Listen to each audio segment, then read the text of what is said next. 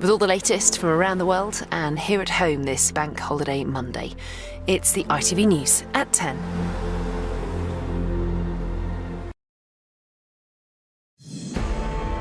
Hamas says it's accepted a Gaza truce deal, but tonight no pause in the Israeli military operation in Rafah.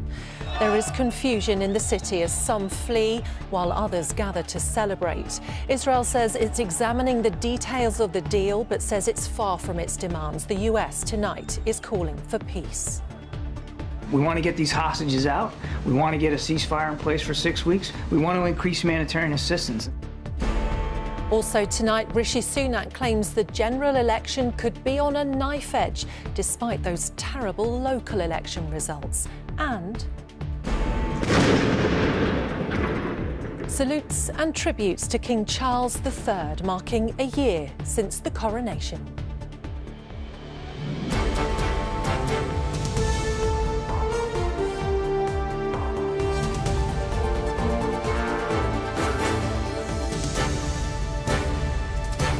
This is ITV News with Yasmin Bodalbahi. Good evening. Despite Hamas accepting a ceasefire deal tonight, peace in Gaza appears distant as bombs continue to fall and fighting continues. Israel confirmed it is looking at the plan for a truce, but says it is far from its demands. People gathered on the streets of Rafah, first to celebrate, but that was short-lived as it became clear the war continues. This evening, Israel confirmed it had begun striking targets in the east of the city as it tries to destroy Hamas's last stronghold. With the latest, here's our correspondent John Ray. On the streets of Gaza tonight, emotions that have been absent for months. Relief and jubilation after Hamas accepted the latest ceasefire deal and raised the prospect of an end to their torment. The feeling is just one of joy after so much sadness, said this woman. We've seen people, hug each other and cry and celebrate and cheer at the potential news of the prospect of a ceasefire.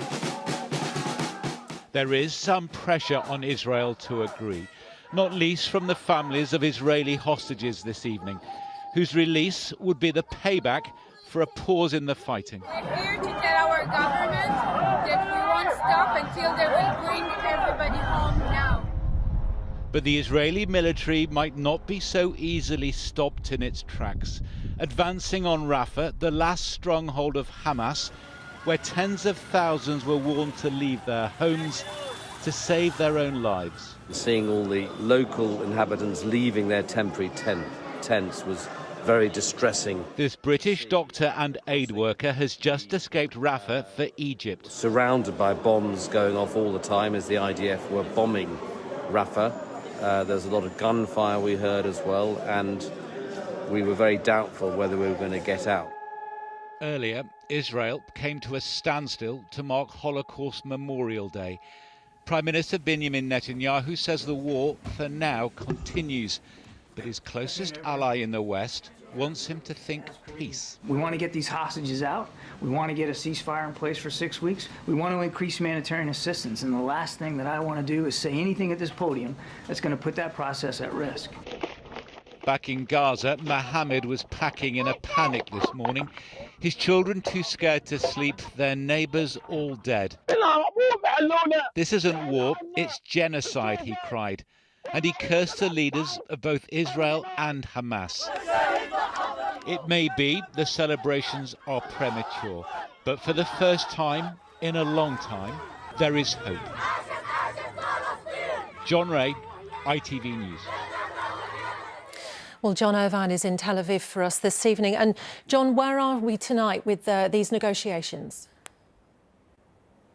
Yasmin, we're in a better place than we were this morning when this talks process was on the brink of collapse. The process has been revitalized by this Hamas announcement. You may recall that last week the US Secretary of State, Mr. Blinken, described Israel's truce proposals as extraordinarily generous. That put the onus, the pressure on Hamas to relent on certain things, and they appear to have done so.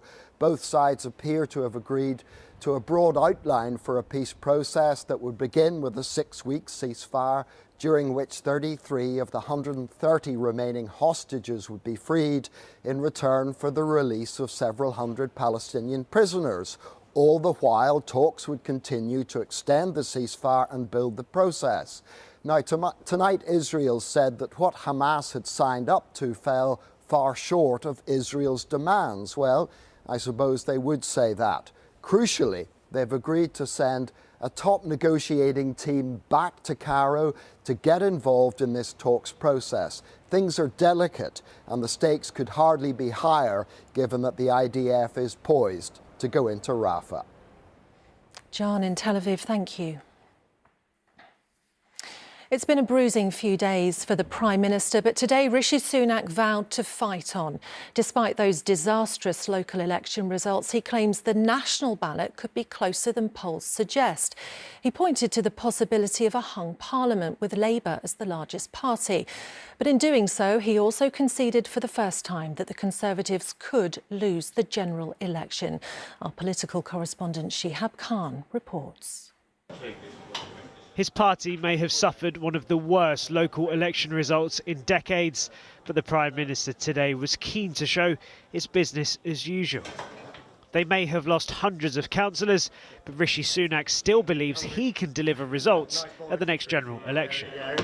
What the independent analysis shows that whilst of course this was a disappointing weekend for us, that the result of the next general election isn't a foregone conclusion, and indeed actually is closer than, or the situation is closer than many people are saying, or indeed some of the opinion polls are predicting. And that's why I'm absolutely determined to fight incredibly hard for what I believe and for the future country that I want to build. He's referring to data from Sky News, which projected how the entire country would vote based off of the local election results.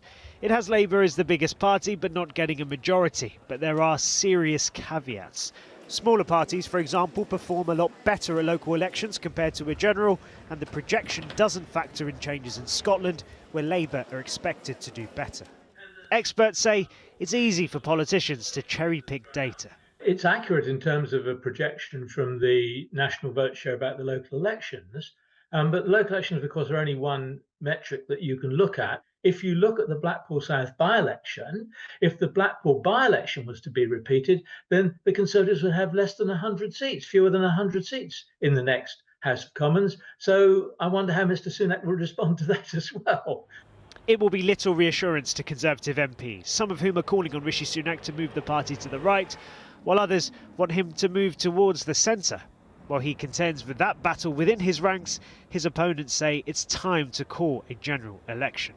Well, Rishi Sunak, unfortunately, seems to be spending his time pontificating on what he thinks Parliament might look like after the next general election.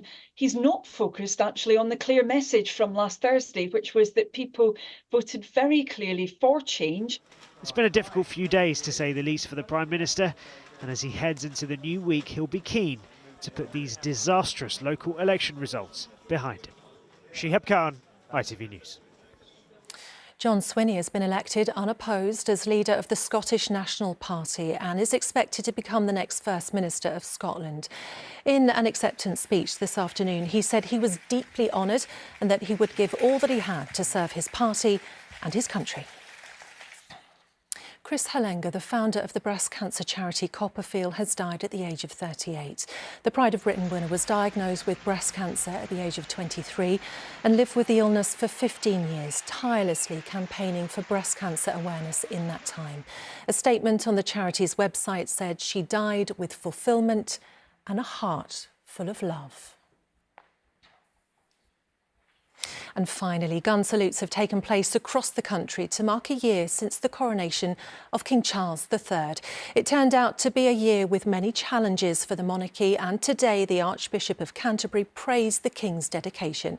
Last week, he returned to public-facing duties for the first time since his cancer diagnosis. Charlie Frost reports. A year since they rung out to mark the moment the crown first touched the King's head. In wet weather not too dissimilar to the day of the coronation, gun salutes once again sounded out across the country. Celebrating 12 months of King Charles III's reign. The military gun salute is a traditional way of showing support and respect for the monarchy. But in many ways, unlike annual traditions, it's been an unpredictable first year on the throne for the king. God save the king! It started as the history books dictate it should, with a coronation steeped in tradition. And after the king was quick to work. How are you feeling? But by February this year, following surgery for an enlarged prostate, the palace announced the king had cancer. And in March, the Princess of Wales shared she too had been diagnosed with the disease. But last week, whilst continuing treatment, the king's doctors decided he was fit enough for a phased return to work. His first engagement meeting cancer patients at a hospital in London. Hopefully he'll be able to fulfil the very big set pieces that are coming up, i.e. the 80th anniversary of D-Day, Trooping the Colour, which is the Sovereign's official birthday, and later in the year attending the Commonwealth Heads of Government in Samoa. So we've got a slow start to the second year, but hopefully it'll gather momentum and the King will be fully back on the road very soon. A hope the king will surely share too, as he looks forward to the next year of his reign. Charlie Frost, ITV News. And that's it for tonight. From all of the team here, good night.